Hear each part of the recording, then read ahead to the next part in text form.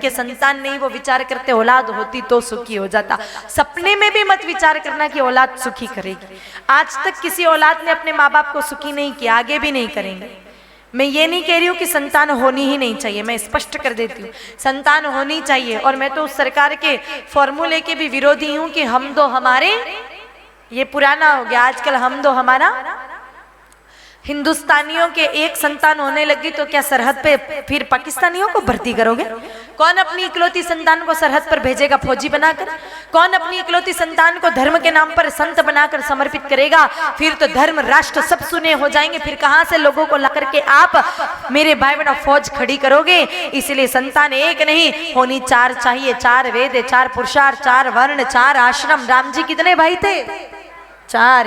तो हिंदू के संतान भी चार होनी चाहिए, पर संतान में सुख मत ढूंढ लेना, क्योंकि आज तक किसी संतान ने अपने माँ बाप को सुखी नहीं कर पाए। राम जी, कृष्ण जी, श्रवण कुमार जी ये भी नहीं कर पाए।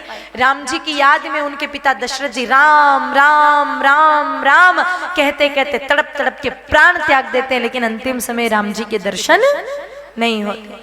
श्रवण कुमार जी की याद में अपने अंधे बुढ़े माँ बाप भी प्राण त्याग देते हैं, लेकिन श्रवण कुमार जी भी अपने माँ बाप का सहारा नहीं बन पाए अंतिम समय। और ठाकुर जी की तो लीला ही बड़ी निराली है। इनका तो अवतार हुआ ही नहीं था, केवल जन्म की खबर आई थी और खबर सुनते ही माँ बाप को जेल जाना पड़ गया। तो जब इतनी बड़ी बड़ी मात्र पितृ भक्त हस्तियां अपने माँ बाप को सुखी नहीं कर पाई, तो आपकी कलयुग में भैंसों का दूध पीने वाली, दिन भर फेसबुक इंस्टाग्राम पर रील्स बनाने वाली, 24 घंटे मोबाइल पर उंगलियां घिसने वाली कलयुग की संतानें क्या खाक सुखी करेंगी आपको? सपने में ही मत सोचना इनको मोबाइलों से ही फुर्सत नहीं, आपकी सेवा तो बहुत दूर की बातें हैं। तो औलाद में सुख नहीं तो फिर क्या करें? न धन में सुख, न संतान में सुख, न मेरे भाई बहनों सोने में सुख। तो फिर एक काम करें, फिर तो परिवार छोड़ो, घर बार छोड़ो और धंधा छोड़ करके भगवा धारण कर लो और हिमालय की गुफाओं में जाओ, बैठे बैठे राम नाम जपो तो सुखी हो जाओगे। बोलो हो जाएंगे कि नहीं हो जाएंगे? हो जाएंगे। हाँ, चले मत जाना, पूरा सुख तो वहां पर भी नहीं मिलेगा। मैं माला फेरने की विरोधी नहीं हूँ, परम पूज्य गुरुदेव भगवान के आदेश अनुसार हम भी सुबह उठ के माला फेरते हैं, आप भी फेरो।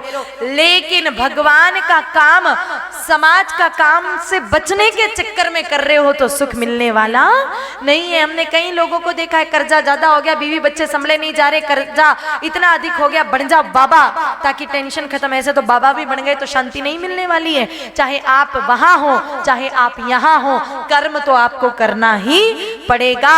बिना कर्म किए जिंदगी में आप कभी सुखी नहीं हो सकते। इसलिए कहा है कर्म योग सुकौशलम।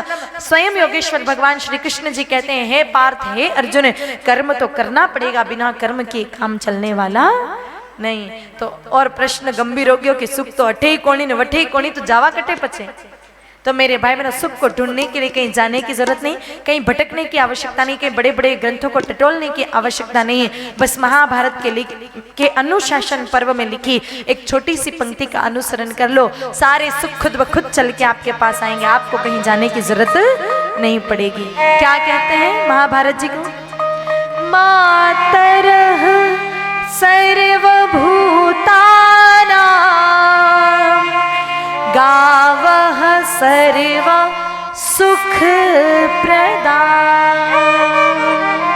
क्या कहते हैं महाभारत? कि मात्र सर्वभूतानां गावः सर्व सुख प्रदा।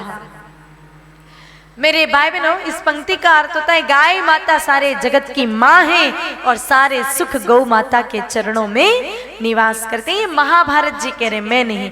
और महाभारत जी में लिखी कोई भी बात झूठी या गलत नहीं हो सकती, क्योंकि महाभारत को एक साधारण कवि की काव्य रचना नहीं है। महाभारत भगवान के 24 अवतारों में से एक वेद व्यास जी ने बोली है और प्रथम पूजनीय प्रथमेश गणाधिनायक गणपति भगवान ने लिखी है। दो बड़ी हस्तियां कुछ बोल रही हैं, कुछ लिख रहे हैं, तो वो झूठा नहीं हो सकता। तो मातरः सर्वभूतानां गावः सर्व सुख प्रदाः। गाय माता सारे जगत की माँ है और सारे सुख गौ के चरणों में निवास करते हैं।